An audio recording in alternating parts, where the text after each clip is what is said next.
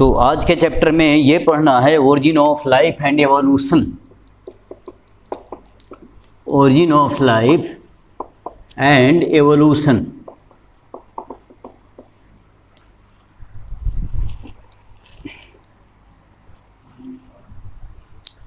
पहले बताएं कि एवोल्यूशन को कैसे डिफाइन करें। हालांकि एवोल्यूशन टर्म जो है ना हर्बर्ट स्पेंसर ने दिया था।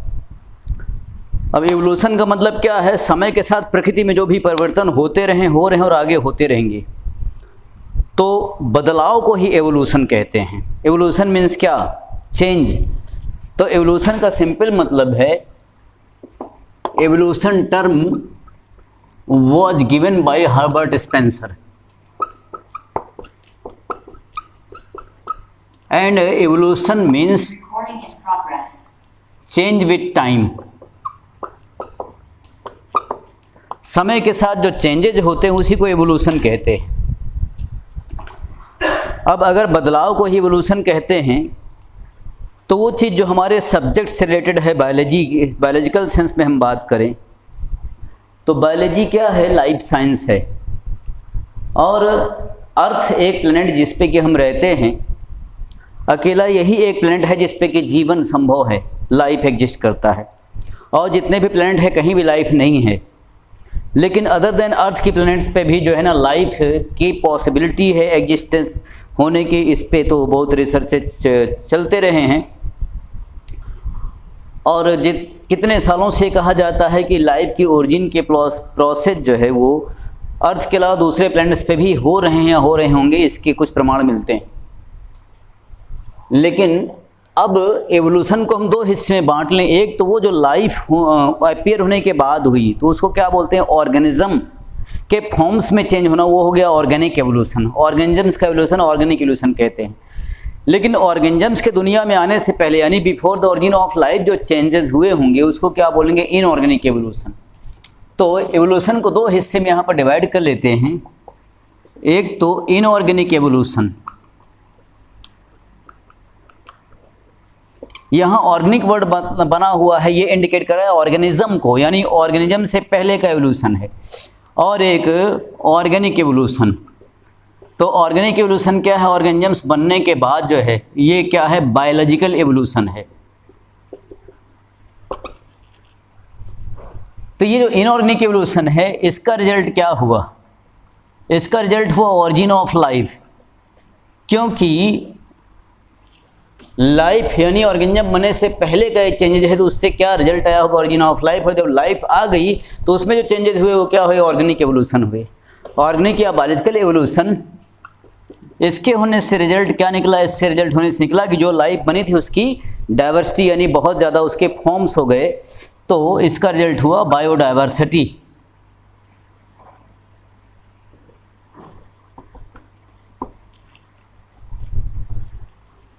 तो अभी हमको पहले पढ़ना है ओरिजिन ऑफ लाइफ। अब दुनिया में जीवन की शुरुआत कैसे हुई, ये सवाल कोई इतना एक सिंपल सा सवाल नहीं है कि बस उसका जवाब साइंटिफिकली दे दें कि भाई ऐसे हुआ होगा। इसमें तो बहुत सारी बातें आ जाती हैं। और बहुत सारी बातें का मतलब कि हम तो साइंस से कंसर्न्ड हैं और साइंटिफिकली हम कैसे जवाब देते हैं कि लाइफ दुनिया में कैसे आई होगी। इसके अलावा और भी कई पहलू हैं जो दुनिया भर के इंसानों के धार्मिक आस्थाओं से जुड़े हुए होते हैं। और बहुत सारे दर्शन शास्त्री जो होते हैं, फिलोसफर्स, फिलोसफी की बातें वो अलग होती हैं।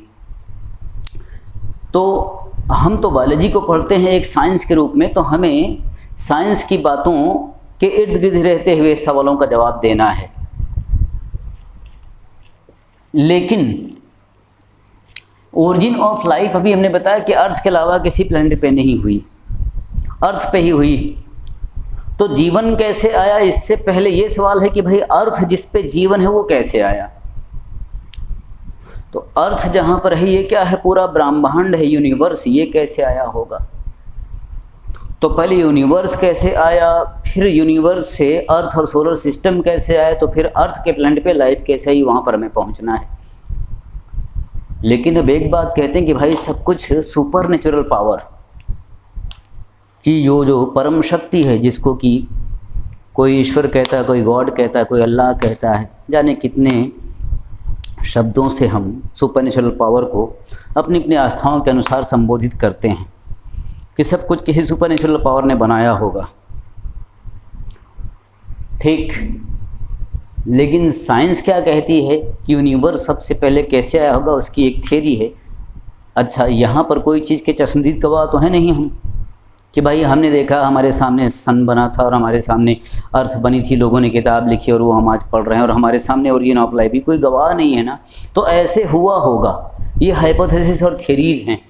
तो पहले क्या बताएं कि origin of universe and solar system, ये सब कैसे हुए, इनको एक्सप्लेन करने के लिए कुछ थ्योरीज हैं, जैसे big bang theory.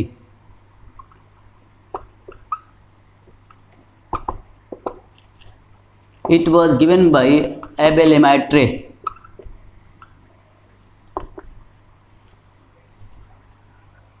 And nebular hypothesis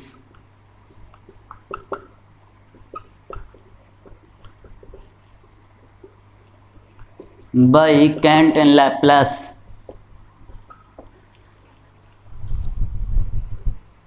तो ये कुछ थ्योरीज हैं, परिकल्पनाएं हैं। बिग बैंग थ्योरी, यूनिवर्स यानी ब्रह्मांड की उत्पत्ति जो हुई होगी ये ऑलमोस्ट 20 बिलियन ईयर्स एगो। अगर हम साइंटिफिकली ब्रह्मांड यानी यूनिवर्स को डिफाइन करें कि यूनिवर्स क्या है, ये पूरा यूनिवर्स अगर इस तरह से हम इमेजिन करें तो यूनिवर्स क्या है? यूनिवर्स इज द कलेक्शन और क्लस्टर ऑफ गैलेक्सीज।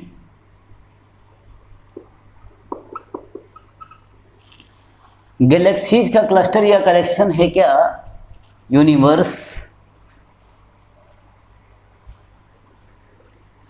अब इनमें गैलेक्सी क्या होता है? गैलेक्सी इज द क्लस्टर और combination of stars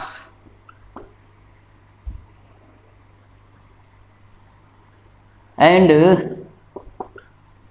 dust of gases and other particles.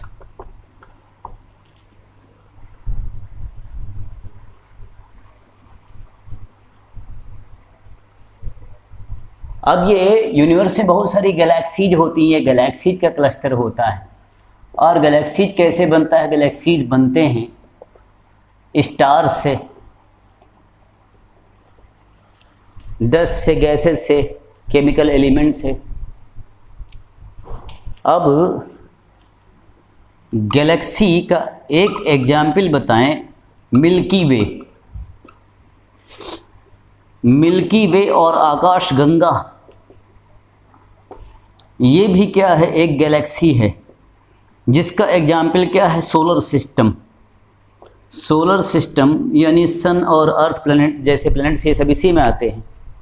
आकाश गंगा या मिल्की वे गैलेक्सी में क्या आता है? Solar system, sun and earth, other planets, ये सब जो है ना मिल्की वे आकाश गंगा में आते हैं।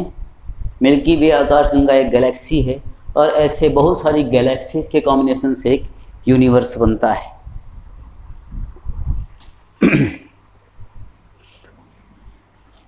नेबुलर हाइपोथेसिस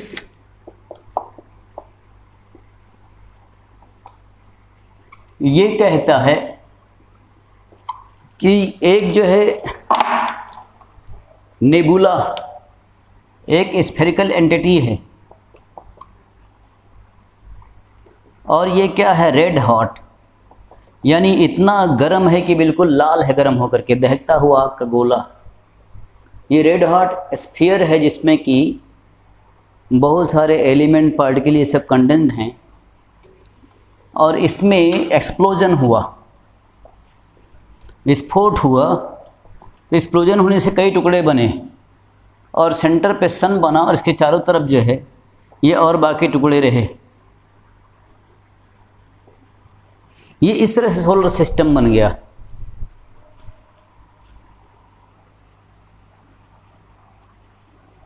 इसी में एक अर्थ बन गई। और इस तरह से सोलर सिस्टम और अर्थ का एवोल्यूशन हुआ, इनकी ओरिजिन हुई। तो ये जो अर्थ है, origin of earth, origin of earth, ये ऑलमोस्ट 4.5 बिलियन ईयर्स एगो हुआ होगा।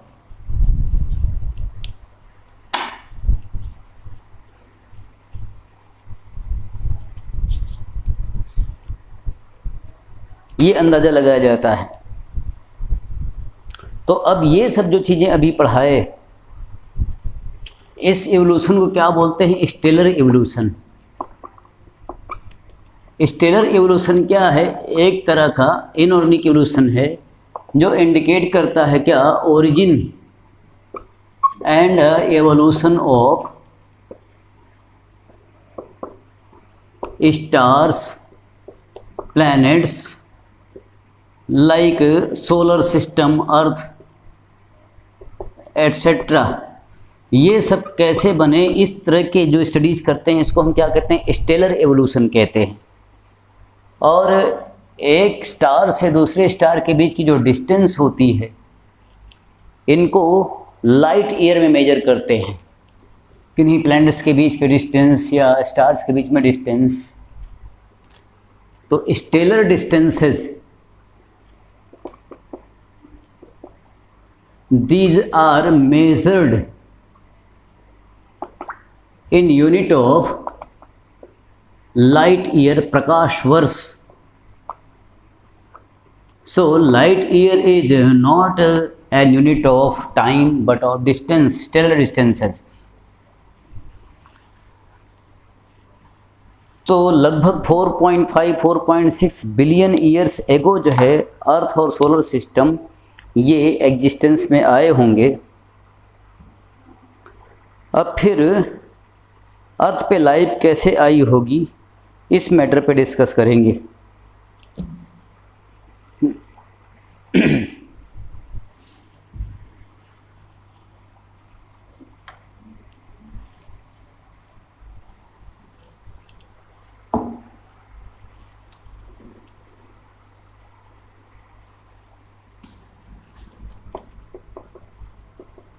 ओरिजिन ऑफ लाइफ, इसको टेक्निकली क्या कहेंगे? बायोपोएसिस।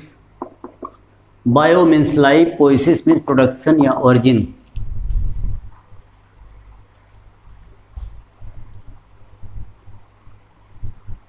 अब ओरिजिन ऑफ लाइफ कैसे हुई, इसकी मैकेनिज्म क्या रही होगी? Explained by some theories.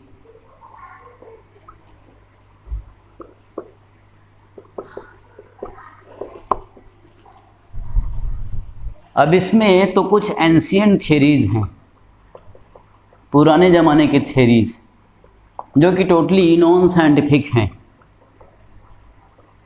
ये किसी भी वैज्ञानिक तथ्यों पर आधारित नहीं हैं। These theories are not based on the scientific evidences. और दूसरी अभी जो मॉडर्न है, मॉडर्न थ्योरी, ये है साइंटिफिक और इसी को एक्सेप्टेड किया गया है।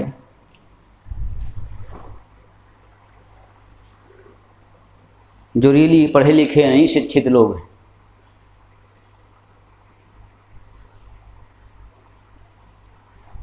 और ये अनएक्सेप्टेड थ्योरीज हैं।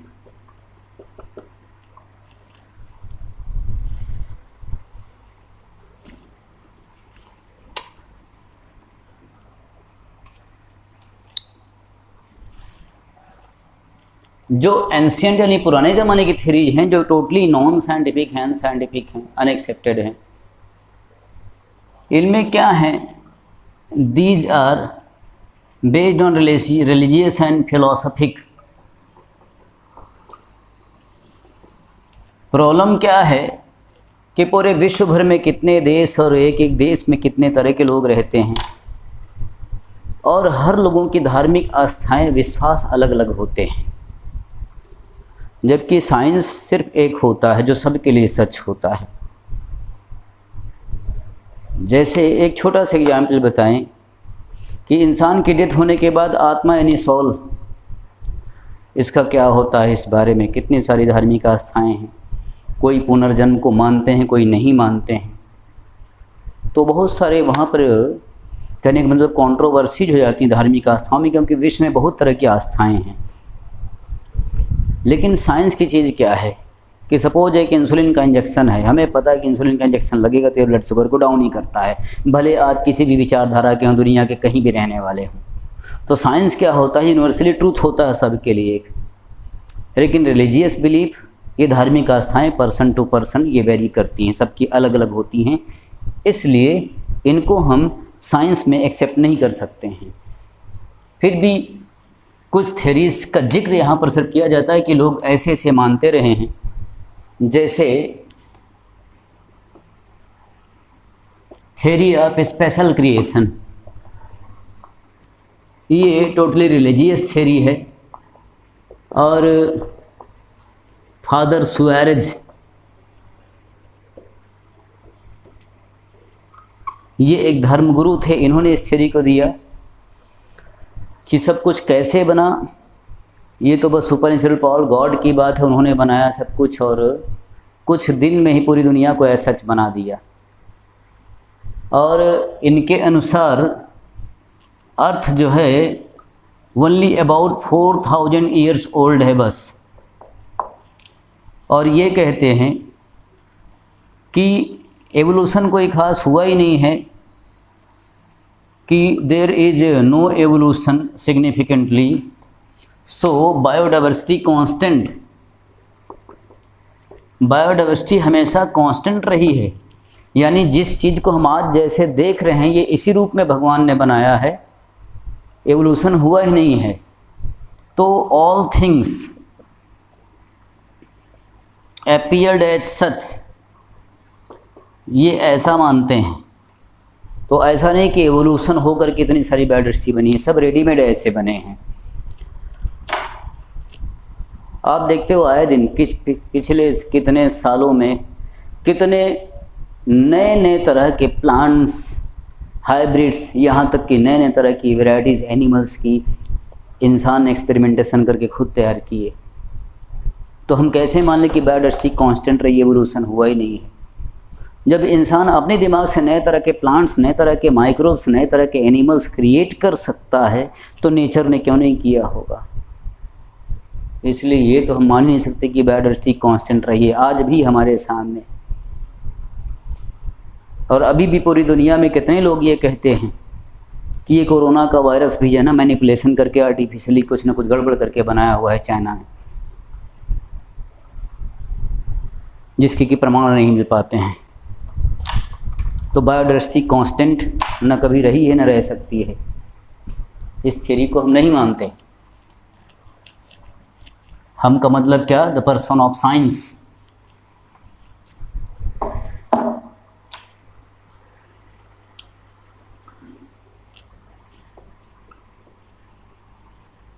थ्योरी ऑफ कैटेस्ट्रोफिज्म, कैटेस्ट्रोफिज्म मतलब प्रलयवाद का सिद्धांत।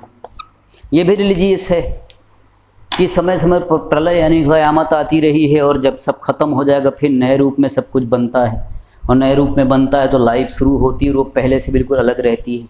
तो सब कुछ ख़त्म होने से पहले जो लाइफ थी वो कैसे बनी, वो सवाल है हमारा। ये भी रिलीजियस है, ये भी नहीं मानी गई। कुछ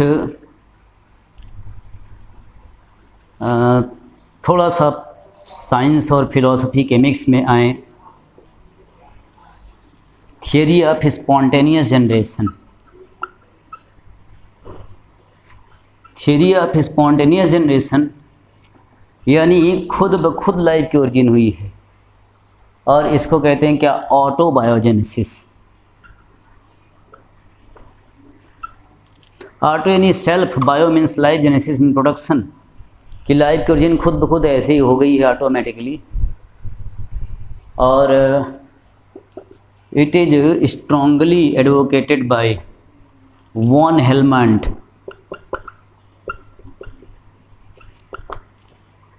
बट इस थ्योरी को सबसे पहले किसने जिक्र किया? Some Greek philosophers.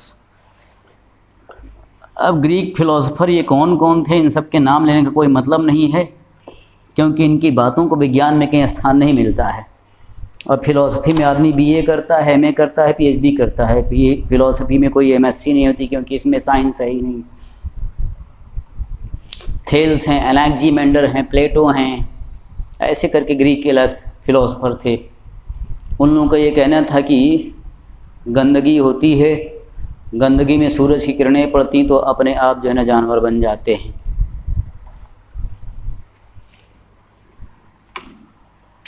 ऑर्गेनिजम्स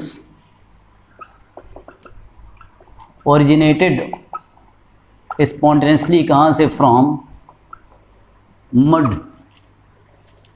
अब मड में सोलर रेडिएशंस पड़ी, और सोलर रेडिएशंस मड में पड़ी तो इससे क्या है, जो है ना ऑर्गेनिजम्स बन जाते हैं अपने आप। कि कोई पुराना सा कीचड़ वाला तालाब है, उसको खोदे तो उसमें मेढक फुदकने लगा, सांप निकला के देखे ये मेढक और सांप ऐसे अपने आप पैदा हुए हैं। क्यों? क्योंकि कीचड़ में सूरज की रोशनी पड़ जाती है। अब कौन बताए बेवकूफ़ों के, अभी वो अंदर छिपे हुए थे, कोई वहाँ पैदा नहीं हुए हैं। मेढकी के अंडे से, मेढक के कॉपुलेशन से, और सांप ने अंडे दिए होंगे तो उसके बच्चे वहाँ पर दबे हुए हैं। पहली बार थोड़ी वहाँ से वो मड में अपने आप रेडीमेड जो है एम्फीबिया और रेप्टिलिया हो गए। वॉन हेलमंट ने हद कर रखी थी। इन्होंने दावा किया कि ये पसीने से बिल्कुल गंदी हुई शर्ट इनकी होगी, गंदी संदी शर्ट जो पसीने से बदबू कर रही हो। उसको लिया और एक बॉक्स के अंदर अपनी गंदी शर्ट को रख दिया, और कुछ बार्ली और व्हीट के ग्रेन्स वो रख दिए। कह देखो अभी जो है ना 21 दिन 3 हफ्ते का टाइम दो, यहाँ पर खुद ब खुद चूहे पैदा हो जाएंगे। अब कौन ऐसी बेवकूफ़ी की बात पे बिलीव कर सकता है? पसीने से भीगी गंदी शर्ट और बार्ली या व्हीट ग्रेन्स के आपस में ऐसा कई रिएक्शन, कौन सा रिएक्शन हो सकता है कि डायरेक्टली क्लास मेमेलिया ऑर्डर रोडेंशिया का एनिमल जो है ना वहाँ पैदा हो जाएगा? इनका ऐसा दावा था। इन लोगों की इन बकवास को डिस्प्रूव किया कुछ वैज्ञानिकों ने, और यहाँ से कुछ तो विज्ञान की शुरुआत हुई कि this theory was opposed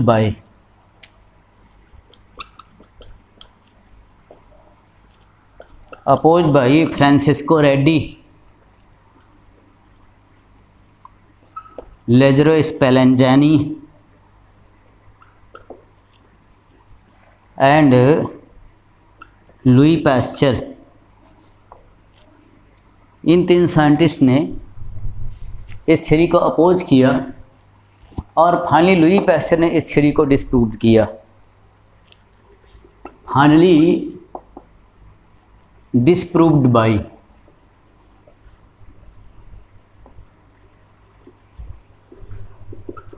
Louis Pasteur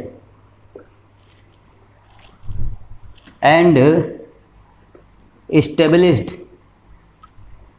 the theory of biogenesis। और इन्होंने कहा कि जो पहले से ऑर्गेनिज्म मौजूद हैं वही ऑर्गेनिज्म अपने नए अंडे बच्चे देते हैं, उससे आगे कंटिन्यूटी होती है।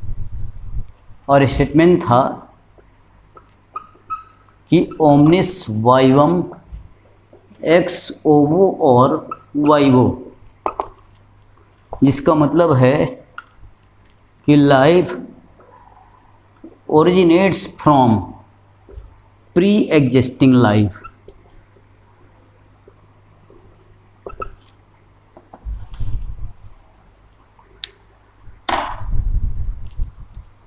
Life originates from pre existing life.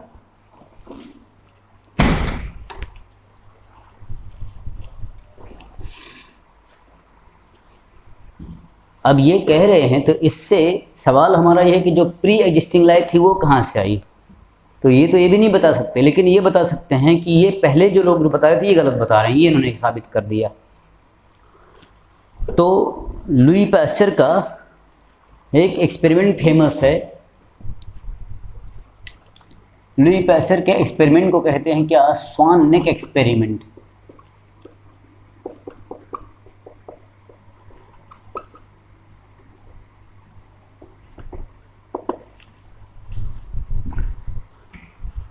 अब स्वान ने एक एक्सपेरिमेंट किया है कि शीशे की फ्लास्क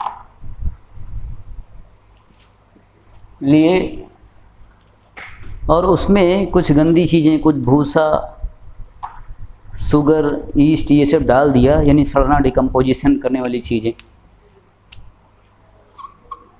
ये इस तरह से एक फ्लास्क है और इसकी जो गर्दन है इसको ऐसे जिग जैग करके स्वान की नेक जैसा बना दिए और इसमें जो है ये रॉटन मटेरियल, लेकिन ये क्या है, ये स्टेरिलाइज्ड फ्लास्क है जिसमें कि पहले से कोई माइक्रोब ना हो। अब इसमें क्या है, शुगर सॉल्यूशन है प्लस थोड़ा बहुत फाइबर्स जैसे कि हस्क या भूसा, ईस्ट एटसेट्रा ही रख दिया और इसको गरम करके जो है स्टेरिलाइज कर लिया था। जब गरम करें तो इसमें जो भी पानी होगा ये ऊपर उठ करके गया और कंडेंस होकर के वाटर ड्रॉपलेट्स यहाँ पर बना दिया। ये क्या है, कंडेंस्ड वाटर ड्रॉपलेट्स हैं।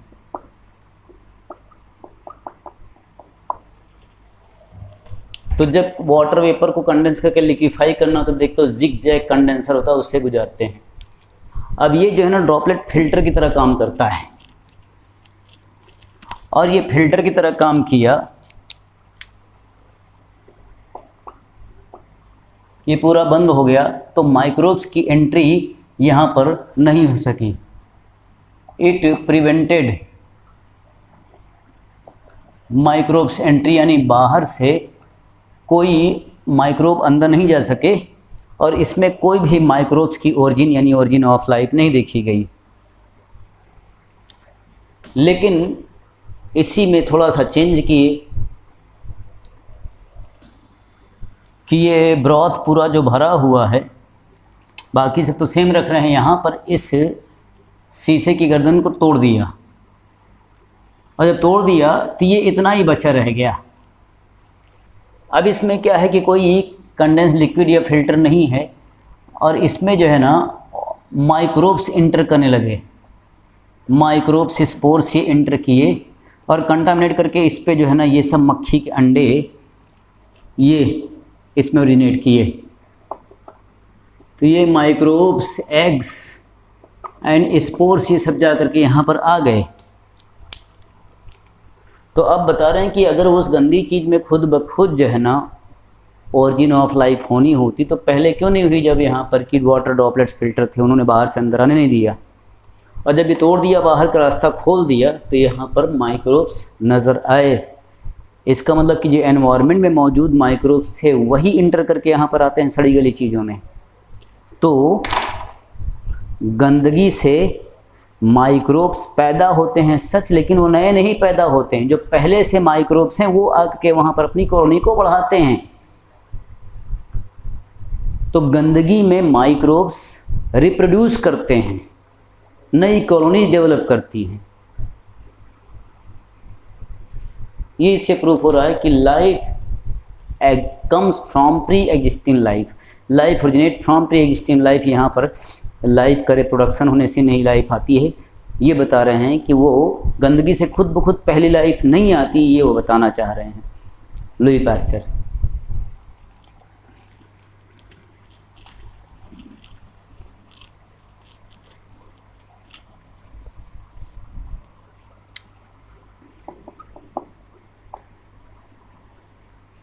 थ्योरी ऑफ पैंस्पेर्मिया,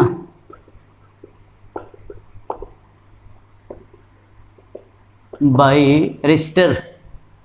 इसमें क्या कहते हैं कि ये अर्थ जो है, हमारा अर्थ जो प्लेनेट है, इस पे ऊपर आसमान से कुछ टुकड़े गिरते रहते हैं।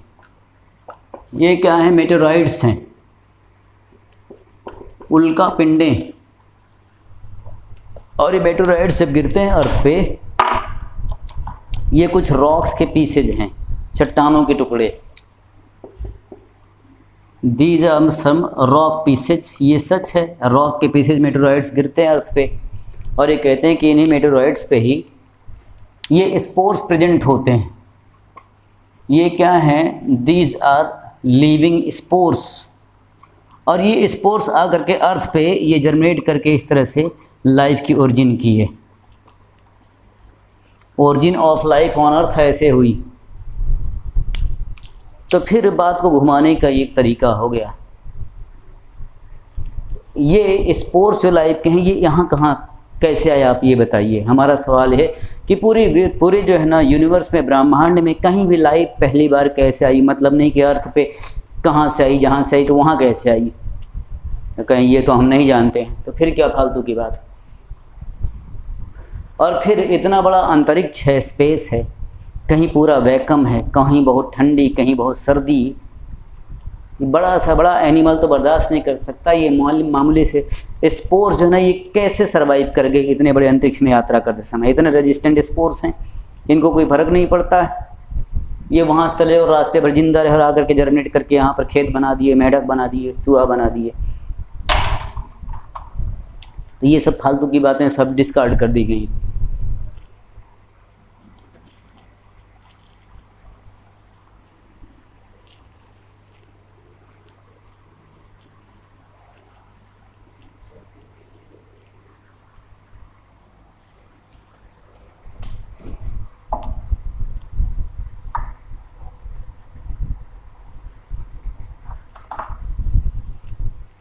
फिर जो मॉडर्न थ्योरी है, जो साइंटिफिक थ्योरी है,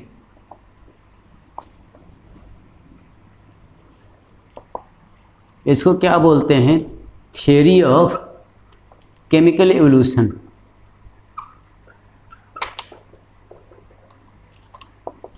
ये मैटेरियलिस्टिक थ्योरी है।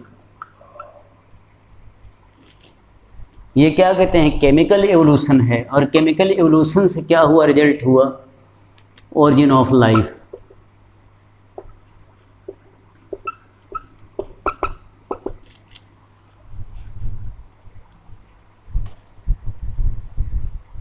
यानी केमिस्ट्री से बायोलॉजी शुरू हुई।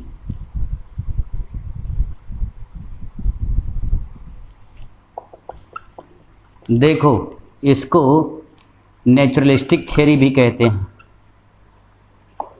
कि नेचर में सब कुछ तो हुआ, कुछ ना कुछ सुपरनेचुरल पावर नहीं किया जो कुछ किया है। बात सिर्फ ये है कि रिलीजियस बिलीफ में जो कहते हैं, धार्मिक आस्थाओं में, कि सब कुछ ऐसे ही रेडीमेड बना दिया सुपरनेचुरल पावर ने। हम जब साइंस की बात पढ़ते हैं तब भी हम ये मानते हैं कि सुपरनेचुरल पावर ने ही सब कुछ बनाया है, लेकिन एवोल्यूशन के ज़रिए बनाया है।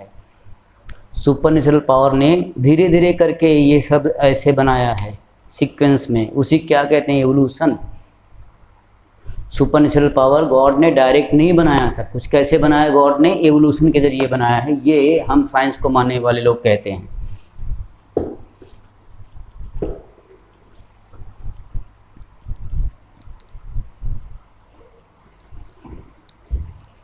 जैसे मेडिसिन, मेडिकल टेक्नोलॉजी, बीमारी को ठीक करने का ज्ञान, साइंस किसने सब डेवलप किया? इंसान ने। इंसान क्या है? साइंटिस्ट है। लेकिन प्रकृति में वो स्कोप है कि हम चीज़ों को स्टडी करके ढूंढ सकें, दवाइयाँ बना सकें, प्रॉब्लम का सोल्यूशन बना सकें। तो नेचर में वो चीज़ें मौजूद है ना, वो किसने दिया? गॉड ने दिया। प्लस उसने उसको ढूंढने के लिए इंटेलिजेंट दिमाग इंसान किसने दिया? गॉड ने दिया। तो जो कुछ भी है सब सुपरनेचुरल पावर का ही है, लेकिन उसका एक तरीका है कि उसी सुपरनेचुरल पावर ने एवोल्यूशन के जरिए इंसान को सबसे ताकतवर बनाया, सबसे अच्छा दिमाग दे करके। और इंसान जब अपने दिमाग की अच्छी सोच से दवाइयाँ बनाता है, टेक्नोलॉजी बनाता है, और जो है ना बीमार इंसान को ठीक करता है, तो वो गॉड के माध्यम से एक जरिया बनता है किसी का कल्याण करने के लिए। ऐसे ही एवोल्यूशन से बायोडाइवर्सिटी आई है, वो सुपरनेचुरल पावर की वजह से उन्हीं के ऑब्जर्वेशन में ही आई है। क्या डिफरेंस है? रिलीजियस बिलीफ ज़्यादातर ये मानते हैं कि गॉड ने सब कुछ है सच बनाया, लेकिन हम ये मानते हैं कि गॉड ने एवोल्यूशन के ज़रिए बनाया।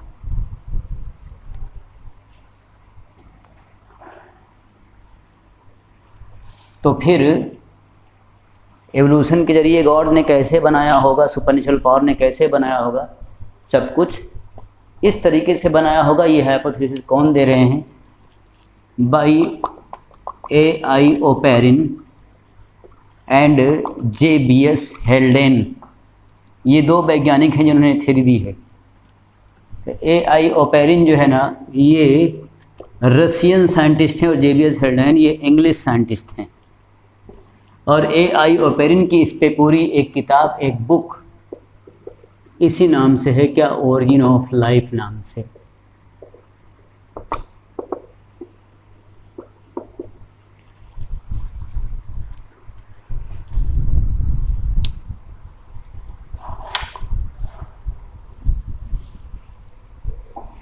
तो अब ये बताते हैं कि कैसे कैसे अर्थ की कंडीशन रही होगी और कैसे कैसे वहाँ पर केमिकल रिएक्शन हुए। और केमिकल रिएक्शन, अब अगर आप देखो कि सिंपलेस्ट से सिंपलेस्ट लाइफ का फॉर्म जो है वो क्या है? माइक्रोब। आज पूरी दुनिया एक माइक्रोब से परेशान है जिसको कहते हैं क्या? वायरस। अब वायरस भी क्या है? वो नॉन लिविंग है कि लिविंग है, ये भी हम साफ साफ नहीं कह सकते हैं। कहते हैं नॉन लिविंग और लिविंग के बीच कनेक्टिंग लिंक है। उसका खुद ही स्टेटस नहीं कि वो लिविंग है, तो जो जिंदा ही नहीं उसको मुर्दा कैसे करोगे, मारोगे कैसे? वायरस को मारने के तरीके हमारे पास नहीं होते हैं कुछ खास। जैसे ही वो किसी हॉस्ट सेल के बाहर आता है तो ऐसा पड़ा रहेगा जैसे कुछ जानता ही नहीं, धूल का छोटा सा टुकड़ा क्रिस्टल के फॉर्म में विरियन। और जैसे उसको कोई हॉस्ट सेल मिली तो फिर इतना ऊधम मचाता है कि बड़े बड़ों की जान ले सकता है। उसी ऊधम को क्या बोलते हैं? रेप्लिकेशन करता है और अपनी पूरी पैथोजेनेसिस करता है, बीमारी कॉज करता है। अब अगर उसको भी देखो आप कि वो उस किसी हॉस्ट सेल के अंदर जाने के बाद माइक्रोब यानी लिविंग बन जाता, तो उसमें क्या है? अंदर एक न्यूक्लिक एसिड है, DNA या RNA, यही तो होगा दो में से कोई एक। जैसे कोरोना वायरस RNA वायरस है, बताया हमने, पढ़ा कि सिंगल स्टैंडर्ड RNA होता है। तो अब क्या बोल रहे हैं? न्यूक्लिक एसिड है, फिर ऊपर क्या है? कैप्सिड है, प्रोटीन है। अब जो हम बोल रहे हैं कि न्यूक्लिक एसिड, एसिड क्या हुआ? एसिड है ना, तो एसिड क्या हुआ? केमिकल हुआ। और प्रोटीन क्या हो? भी एमिनो एसिड का पॉलीमर है, तो एमिनो एसिड भी केमिकल हुआ है ना। यानी कुल मिला के ये केमिकल का एक बनावट ही तो है ना जो माइक्रोब बन गया। अब इसी के बाद साइनोबैक्टीरिया, बैक्टीरिया जैसे माइक्रोब बन गए, माइकोप्लाज्मा बन गए। जो प्रोकैरियोट्स हैं उनमें भी क्या है? सेल वॉल है, तो सेल वॉल में कुछ तो है ना। चलो भाई, म्यूकोपॉलीसैकेराइड है, वो भी एक केमिकल है, कार्बोहाइड्रेट है। अब कार्बोहाइड्रेट तो क्या? कार्बन और हाइड्रेट यानी वाटर हो गया। फिर अंदर आया तो क्या हुआ? साइटोप्लाज्म। साइटोप्लाज्म में क्या है? वाटर है, H2O हुआ ना केमिकल। और क्या है उसमें? लिपिड है, एमिनो एसिड है, प्रोटीन है, न्यूक्लिक एसिड है। तो कुल मिला के सब केमिकल मॉलिक्यूल्स ही तो हैं। और यही मॉलिक्यूल्स का एग्रीगेट ही क्या बन जाता है? एक सेल बन जाता है। यानी कैसे भी करके केमिकल रिएक्शन से वो मॉलिक्यूल बन जाएं जो लिविंग ऑर्गेनिज्म बनाने के लिए ज़रूरी है, तो ओरिजिन ऑफ लाइफ हो गई। ये तरीका बता रहे हैं कि केमिकल रिएक्शन से बायोमॉलिक्यूल्स बने और बायोमॉलिक्यूल से बन गया प्रोटोप्लाज्म, और प्रोटोप्लाज्म के ऊपर जैसे ही प्लाज्मा मेम्ब्रेन आई तो बस ऑर्गेनिज्म बन गया। और उसके बाद फिर उसमें कॉम्प्लेक्सिटी आती गई और इंसान तक पहुंच गए। ऐसे इवोल्यूशन हुआ कहते हैं। तो शुरुआत में अर्थ जो है ना, वो बिल्कुल आग का दहकता गोला था जहाँ पर कि molten mass of the rock थे सरफेस पे। इनिशियल अर्थ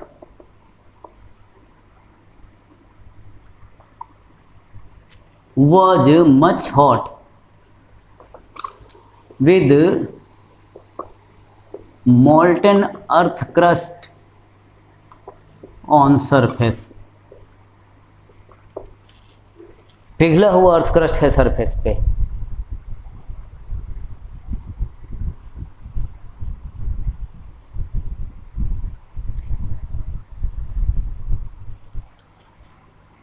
तो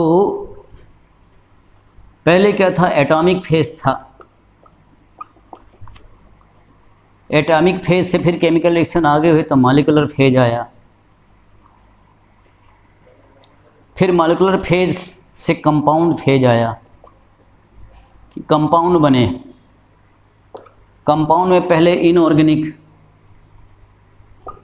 और फिर ऑर्गेनिक, और ऑर्गेनिक में भी पहले सिंपल बने मोनोमर फॉर्म में,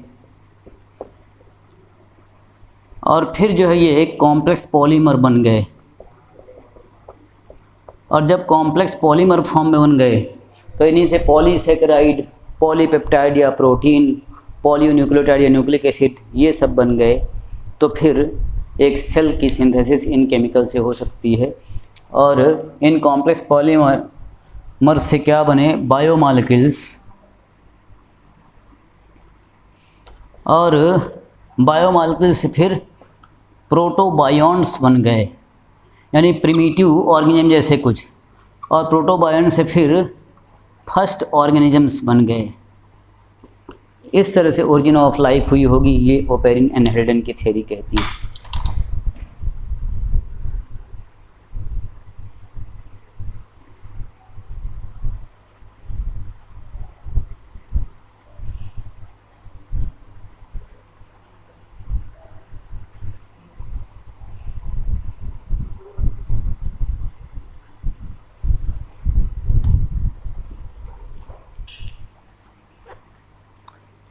अर्थ के ऊपर एटमॉस्फेयर जो था उस समय, दैट वाज रिड्यूसिंग एटमॉस्फेयर।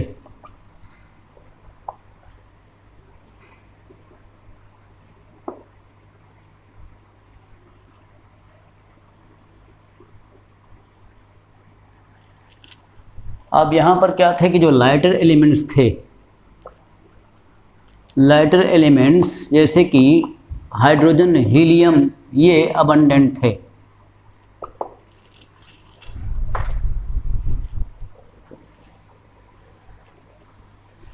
जैसे जैसे टेम्परेचर डाउन होता हुआ, अर्थ के टेम्परेचर की लोअरिंग से क्या हुआ कि आगे फिर जो है ना मॉलिक्यूल्स बनने लगे। हाइड्रोजन से H2 हाइड्रोजन गैस के मॉलिक्यूल बने, और H2 ऑक्सीजन से फिर वाटर वेपर बनने लगी। नाइट्रोजन था, नाइट्रोजन और हाइड्रोजन इनके रिएक्शन से अमोनिया ये कंपाउंड बनने लगे।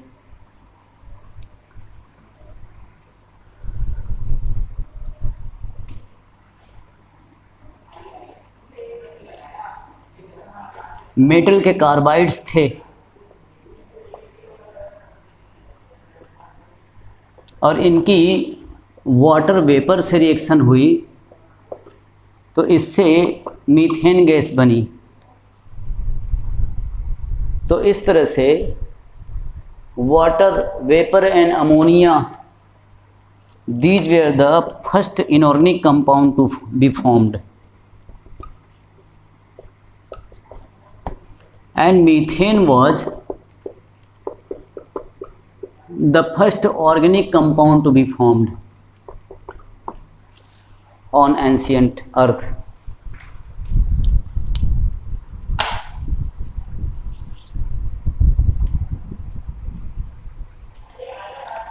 ये जो वाटर वेपर था ये बहुत देर तक एग्जिस्ट नहीं कर पाता था, क्योंकि अल्ट्रावायलेट रेडिएशन जो है, जो सन से चल के सोलर अल्ट्रावायलेट रेडिएशंस आती थी, ये आती थी कहाँ? वाटर वेपर पे। और इससे जो है ना हाइड्रोजन और ऑक्सीजन ये अलग हुई, और ऑक्सीजन पूरा ऊपर चला जाता था, ये वहाँ पर एग्जिस्ट नहीं करता था। और कुछ ऑक्सीजन फिर इंटरकन्वर्जन होकर के ओजोन फॉर्मेशन स्टार्ट हुआ।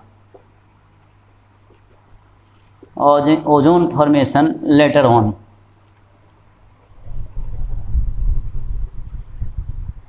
और धीरे धीरे करके जब ऑक्सीजन एग्जिस्ट करने लगा नीचे कुछ,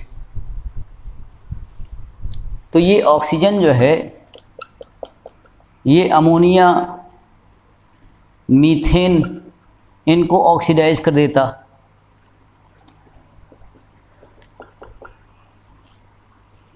कार्बन डाइऑक्साइड, वाटर, नाइट्रोजन, ये सब ऑक्सीडेशन से बन जाते।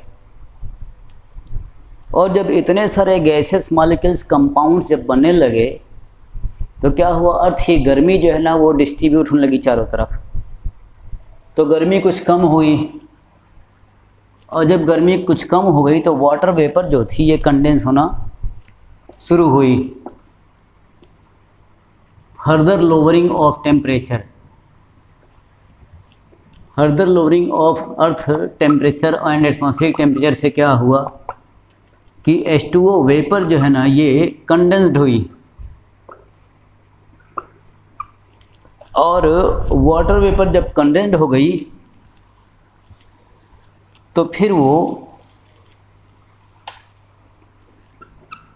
बूंद बन करके ये रेन ड्रॉप्स, बारिश की बूंदें, और बारिश जो होना शुरू हुई तो थाउजेंड्स ऑफ ईयर्स यानी हजारों साल तक ये लगातार घनघोर बारिश होती रही, टोरेंटियल रेन्स। और इतनी बारिश हुई कि पूरा अर्थ जो है ना, अर्थ का सरफेस आज भी मोर देन 70% पूरा समुद्र के पानी से भर गया, और धरती का वो दहकता हुआ जो पूरा सरफेस था धीरे धीरे करके ठंडा हो गया, और ठंडा होकर के इतना ठंडा हुआ कि हल्का गर्म पानी पूरा भरा हुआ था। तो अब इससे अर्थ के सरफेस पे क्या हुआ कि earth surface was covered with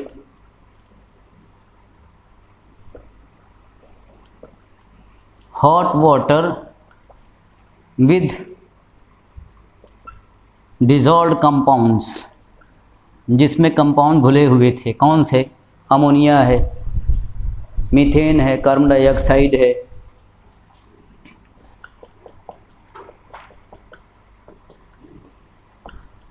etcetera. और ये इतना गर्म रहा होगा जितना गर्म कि हम लोग चाय या सूप पीते हैं सर्दियों में, करीब इतना गर्म पानी इन कंपाउंड्स के सॉल्यूशन के फॉर्म में प्रेजेंट था। और इसको जेबीएस हेल्डेन ने ये टर्म दिया हॉट डाइल्यूट सूप या प्रीबायोटिक सूप।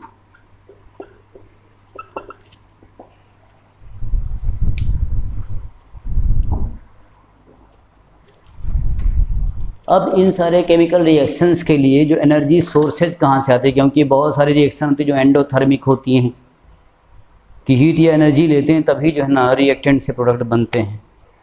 एनर्जी सोर्सेज क्या थे? बारिश के दौरान जो लाइटनिंग डिस्चार्जेज होते थे, इलेक्ट्रिक डिस्चार्जेस, बिजली कड़क रही उससे एनर्जी मिली। अल्ट्रावायलेट रेडिएशन सन की वो एनर्जी दे रहे हैं, और रेडियो आइसोटोप्स के रेडिएशंस होते थे उनसे एनर्जी मिली होगी एंडोथर्मिक रिएक्शंस के लिए।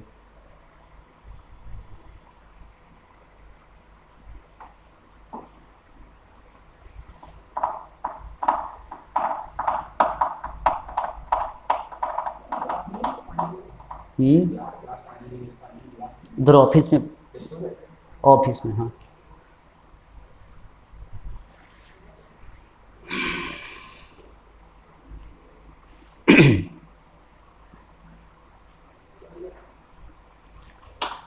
अब जो भी केमिकल रिएक्शंस हुई, उन केमिकल रिएक्शन, ये जो हॉट डायरेक्ट सूप है गर्म पानी में, और भी केमिकल रिएक्शंस आगे बढ़े तो इन केमिकल रिएक्शन से क्या होंगे? सिंपल मोनोमेरिक ऑर्गेनिक कंपाउंड्स बने। जैसे एग्जाम्पल क्या? शुगर्स हैं, amino acids, nitrogenous bases, etcetera, ये सब फॉर्म्ड हुए।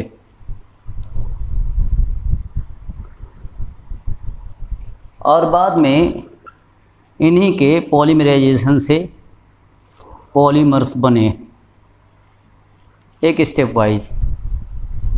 लेकिन ये परिस्थितियाँ अर्थ में रही होंगी और ऐसे से केमिकल रिएक्शन से ये सब क्या बायोमॉलिक्यूल्स हैं, ये बने होंगे।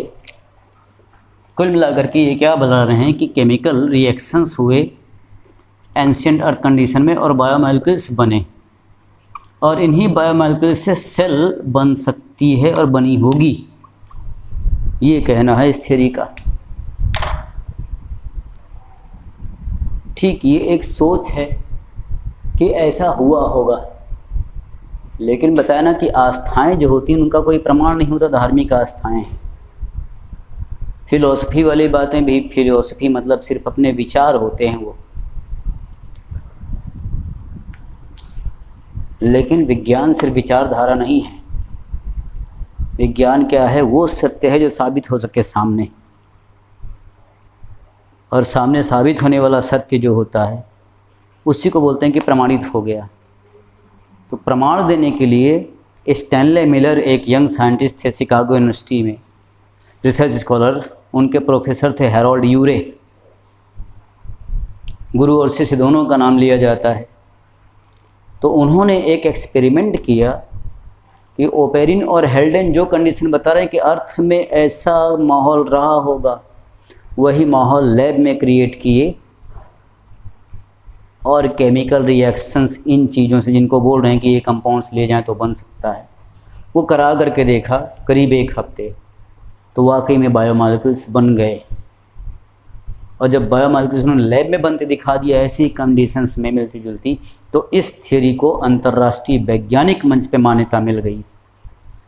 This theory was accepted on the platform of science in international community.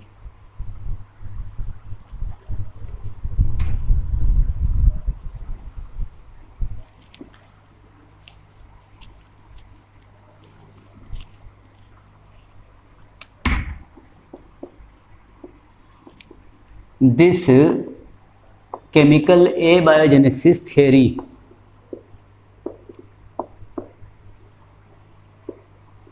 was proved by Stanley Miller's experiment.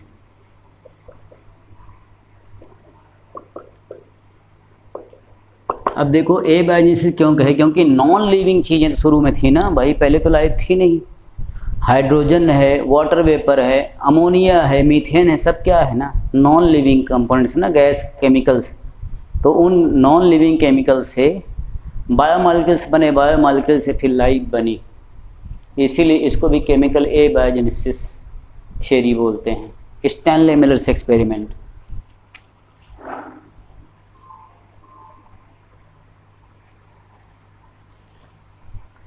Stanley Miller was student of professor Harold यूरे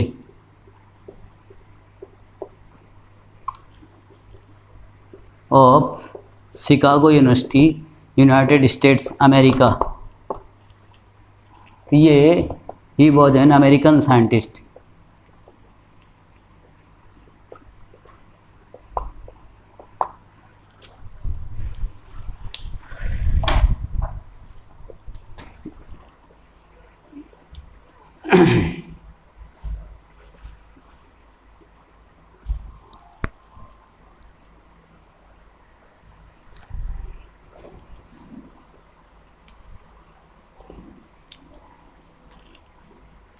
तो एक्सपेरिमेंट में क्या करना पड़ेगा कि बोलते हैं कि पानी गर्म था अर्थ के सरफेस पे, तो गर्म पानी के लिए एक फ्लास्क में वाटर लेकर के उसको गर्म किया जाएगा, और उससे क्या इतना गर्म कि उबल करके वाटर वेपर क्रिएट करे। क्योंकि गर्मी में तो वाटर शुरुआत में क्या था, वहाँ पर वेपर की कंडीशन में था अर्थ के सरफेस पे। और कौन सी गैस थी? हाइड्रोजन थी, अमोनिया था, मीथेन गैस थे। ये मेन कंपोनेंट थे उस समय इनिशियल अर्थ एटमॉस्फेयर में। तो इन्हीं को अपने एक्सपेरिमेंट में लिया, और जो एक डिवाइस या ऑपरेटस बनाया लैब में, वो किस तरह से था, अभी हम एक डायग्राम बना के बताते हैं तुम्हें। जो कि लगभग हर बुक में बना हुआ होता है। ये डायग्राम इतना फेमस है, स्टैनले मिलर का एक्सपेरिमेंट।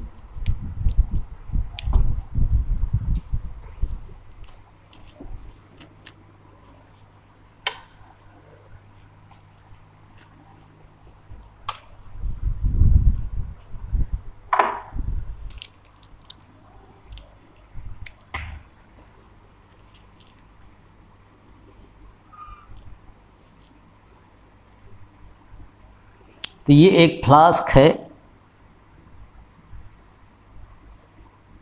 और इस फ्लास्क में बॉइलिंग वाटर लिया जाता है।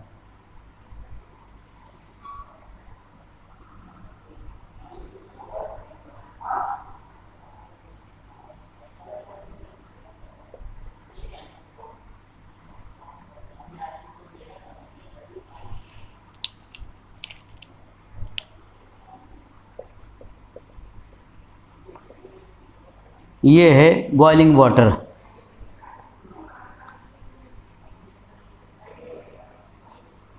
और बॉइलिंग वाटर से ये जो है ना वाटर वेपर ऊपर उठेगी और इस ट्यूब को फिर आगे ऐसे मोड़ दिया गया। और फिर इसको एक रिएक्शन चैम्बर में ले आते हैं, रिएक्शन फ्लास्क में, जहाँ पर कि टंगस्टन के 2 इलेक्ट्रोड्स लगे होते हैं।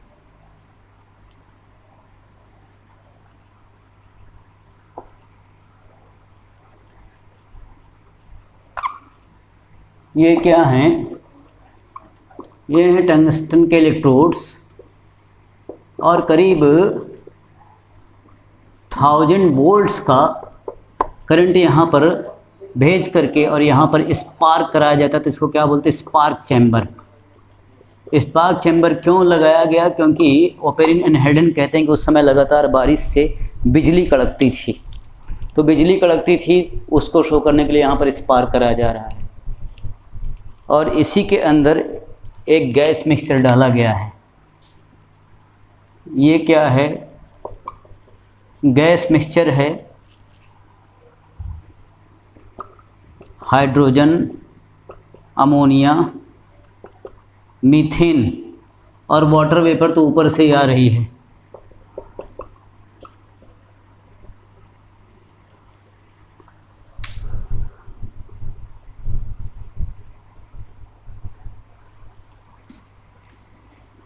ये 2:1:2 के रेशियो में लिए गए थे, हालांकि रेशियो इतना इम्पोर्टेंट नहीं है। और इसमें लगभग 800 डिग्री सेंटीग्रेड का हाई टेम्परेचर मेंटेन किया जा रहा है अर्थ की गर्मी को सिमुलेट करने के लिए। अब इनके बीच में रिएक्शन हुआ होगा अगर ओपेरिन एंड हेल्डेन के अनुसार, तो रिएक्शन होने के बाद तो कुछ बायोमॉलिक्यूल्स बनने चाहिए।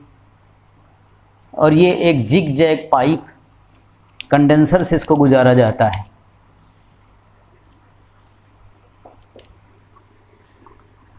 और कंडेंसर से जब इसको गुजारते हैं तो ये यहाँ पर आकर के जो है ना एक कंडेंस लिक्विड के फॉर्म में ये इकट्ठा करने की व्यवस्था है नीचे, और यहाँ पर टैप लगा हुआ है कि इसको आगे बढ़ने से रोका जा सके।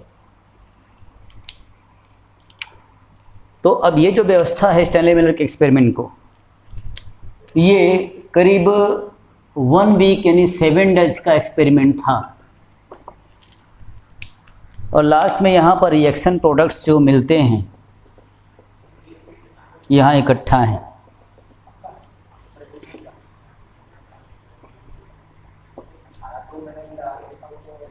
तो इन रिएक्शन प्रोडक्ट्स में क्या देखे गए कि वाकई में alanine, glycine and aspartic acid,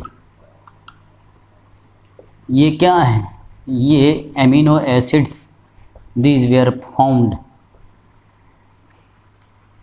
अब देखो ये जो एमिनो एसिड्स हैं क्या हमारी बॉडी में नहीं होती किसी न किसी तरीके से? ये एमिनो एसिड इनसे प्रोटीन बनता है। तो बायोमॉलिक्यूल को अर्थ वाले एटमॉस्फेयर में जो कंपाउंड्स रहेंगे, जो कंडीशन रहेंगी, यहाँ पर बनता दिखा दिया आर्टिफिशियली में, तो उन कंडीशन में लैब में बायोमॉलिक्यूल्स को बनता दिखाया, तो इसका मतलब कि अर्थ में भी ऐसे ही बायोमॉलिक्यूल्स बने होंगे, और ऐसे बायोमॉलिक्यूल्स से फिर सेल बन गई होगी, सेल बन गई होगी तो लाइफ की शुरुआत हो गई, और आगे चेंज होते होते इंसान तक पहुंच गए सफर।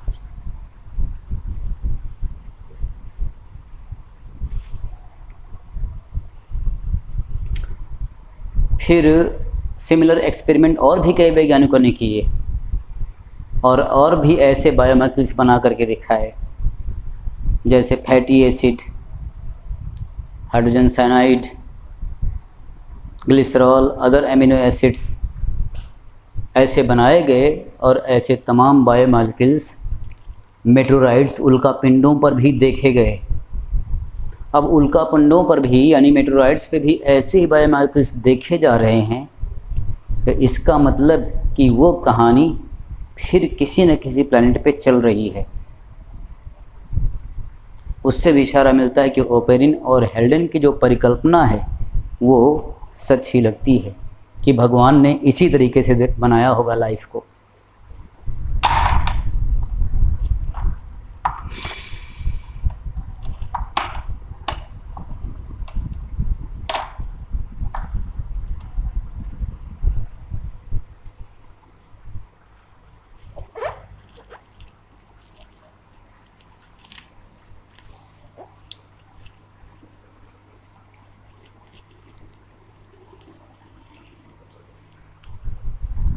Then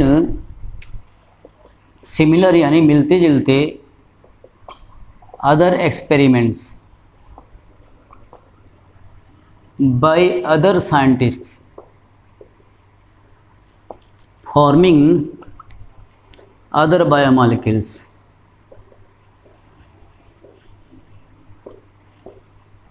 where performed. हमने क्या लिखा? Similar other experiments by other scientist forming other biomolecules were performed, and such biomolecules are also found on meteorites, indicating that the similar process of origin of life can be occurring in some other planets also, from where such rock pieces are being fallen on the earth's surface.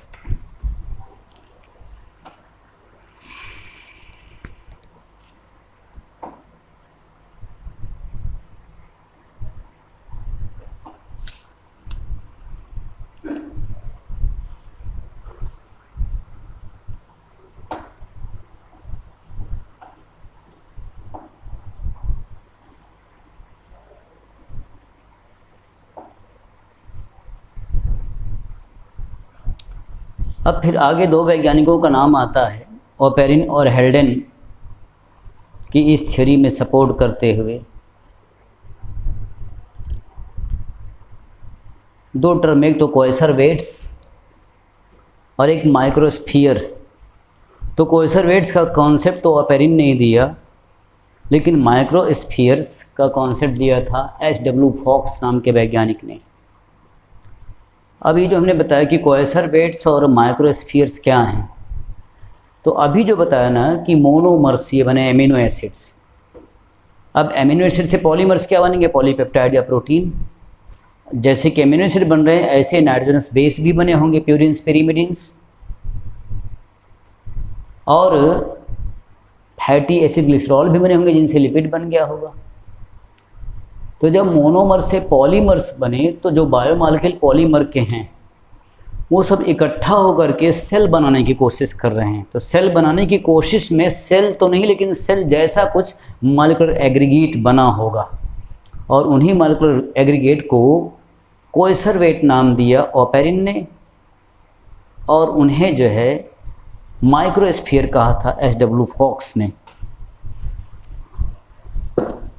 तो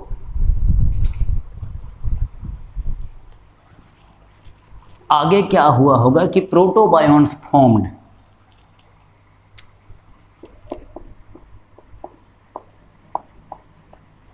प्रोटोबायोन्ट्स are the molecular aggregates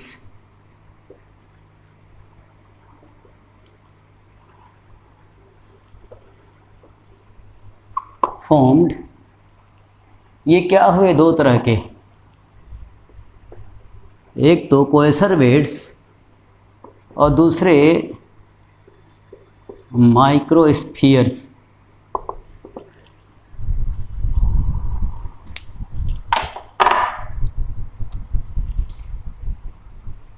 तो पहले बताएं कि proto means primitive, bionts means molecular aggregates. ये क्या है, before cell, cell बनने से पहले की स्टेज है ये।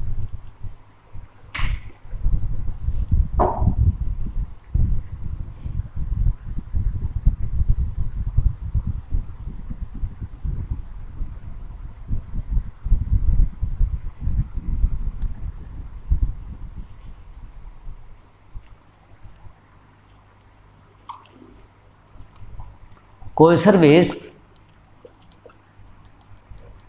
termed by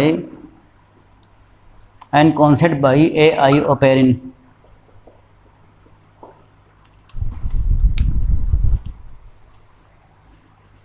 कोएसरवेट्स को कैसे समझाते हैं ओपेरिन? पानी के ऊपर तेल की बूंदें तो हमने देखा होगा तैरते हुए कभी, तो ऐसे बताते हैं कुछ ऐसे ड्रॉपलेट्स नज़र आते हैं, बूंदें, like this.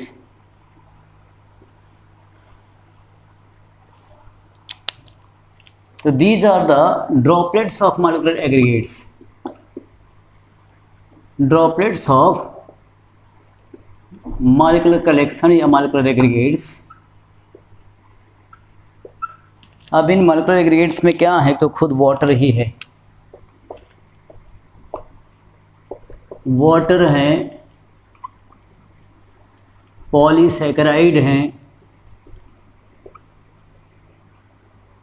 Protein, fatty acids etcetera.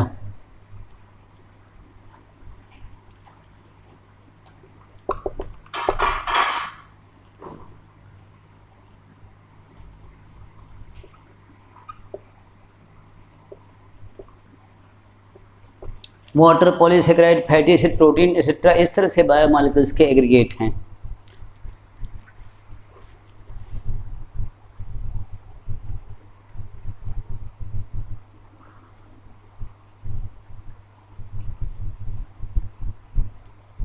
अब इसमें क्या है कि ये मॉलिक्यूल्स जो हैं, मॉलिक्यूलर एग्रीगेट्स, इनमें आपस में सिंपल केमिकल रिएक्शंस हो रही थी। अब इसमें सिंपल केमिकल रिएक्शंस हो रही थी, यानी इसका क्या मतलब, मेटाबॉलिज्म लाइक। क्योंकि मेटाबॉलिज्म में भी क्या होता है, बायोमॉलिक्यूल्स के बीच में रिएक्शन होती है, और मेटाबॉलिज्म होना क्या है, लाइफ का फीचर है। यानी लाइफ जैसा कुछ आने लगा इन बूंदों में। अब देख रहे हो कि एक बड़ी बूंद है तो इससे एक छोटी बूंद ही बन रही है, बडिंग लाइक फीचर इसमें प्रेजेंट है। बट क्या है, क्लियर कट कोई मेम्ब्रेन नहीं थी कि बाउंड है, ये आगे ऐसे बढ़ जाएगा, ऐसे बढ़ जाएगा, इधर उधर तैर रहा था। तो कोएसरवेट्स में क्या था कि clear membrane and reproduction was absent coacervate में, इसलिए इसको सेल नहीं कहा गया, क्योंकि सेल वो है जो मेम्ब्रेन बाउंड बायोमॉलिक्यूल हो। फिर अगले साइंटिस्ट हैं जिनका नाम लिखा S.W. फॉक्स। सिडनी फॉक्स ने दावा किया कि एमिनो एसिड को मिक्सचर करके वो गर्म करते हैं तो छोटे छोटे बैक्टीरिया जैसे गोले बन जाते हैं।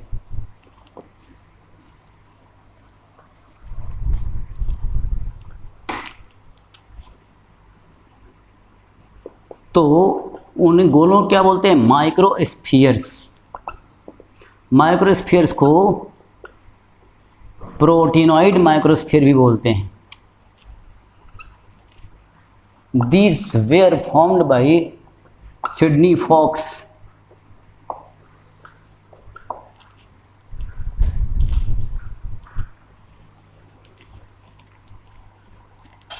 और ये क्या बताते हैं कि एमिनो एसिड्स के मिक्सचर को गरम करके ये ऐसे गोले बनाते हैं जो बैक्टीरिया जैसे बन जाते हैं, जिनके ऊपर मेम्ब्रेन हो जाती है।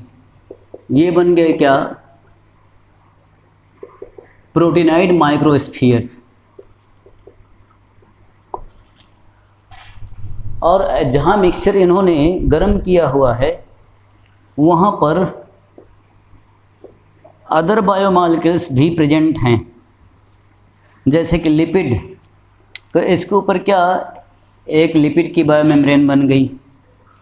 तो अब बायोमेम्ब्रेन बन गई लिपिड की, और ये प्रोटीन के गोले हैं।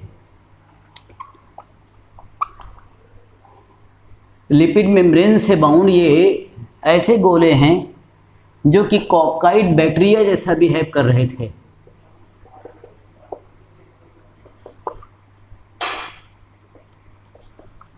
अब इनमें कॉकाइड बैक्टीरिया लाइक बिहेव था कि ये ग्रो भी कर रहे थे, कि इनमें ग्रोथ भी हो रहा था और फिजन जैसे, यानी एक से दो ये रिप्रोड्यूस भी कर रहे थे। तो इस तरह से बैक्टीरिया जैसे सेल उन्होंने माइक्रोस्फीयर के रूप में बना करके दिखा दी।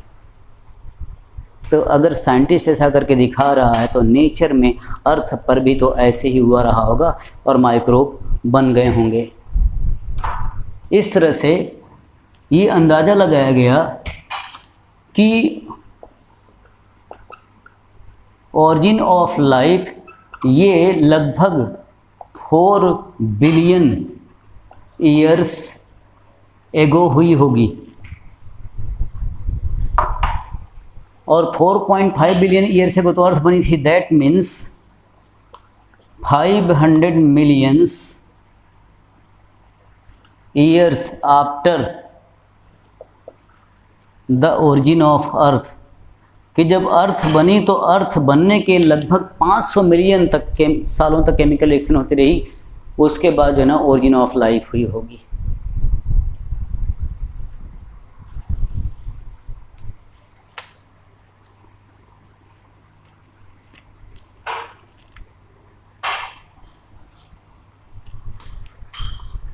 अब इसमें first non cellular forms,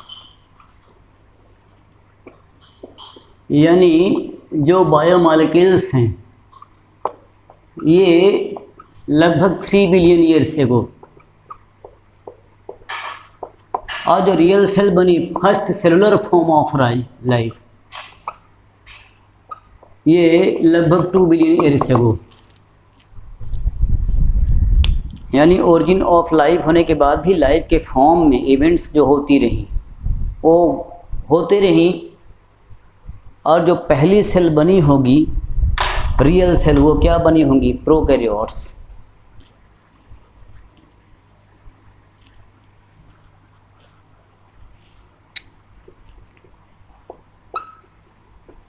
the first cell क्या हो रहे होंगे? प्रोकैरियोट्स रहे होंगे, और ये एनएरोबिक मोड ऑफ न्यूट्रिशन करते थे, anaerobic mode of respiration in the absence of oxygen. और इनमें जो न्यूट्रिशन था वो था कीमो हेटेरोट्रॉफिक। तो ये एनएरोबिक कीमो हेटेरोट्रॉफ्स टाइप के माइक्रोब्स रहे होंगे। और फिर जब सबसे पहले साइनोबैक्टीरिया आए तो उन्होंने ऑक्सीजन रिलीज किया।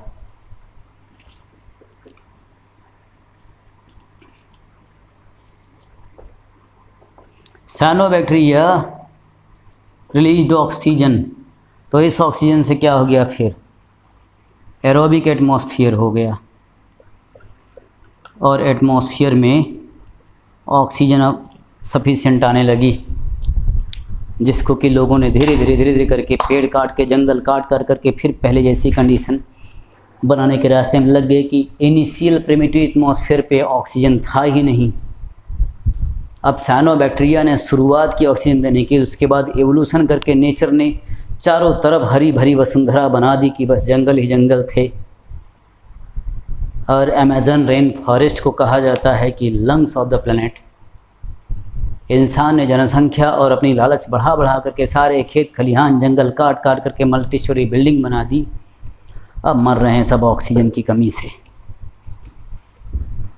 इस तरह से लाइफ कैसे बनी, जो इन महान विद्वानों ने बताया, उसका जो सार यानी सारांश निकलता है, कंक्लूजन निकलता है, वो मैंने तुम्हें बताने की कोशिश करी। अभी अनम्यूट करता हूँ 1 मिनट में, फिर अपने डिस्कशन कर सकते हो मुझसे।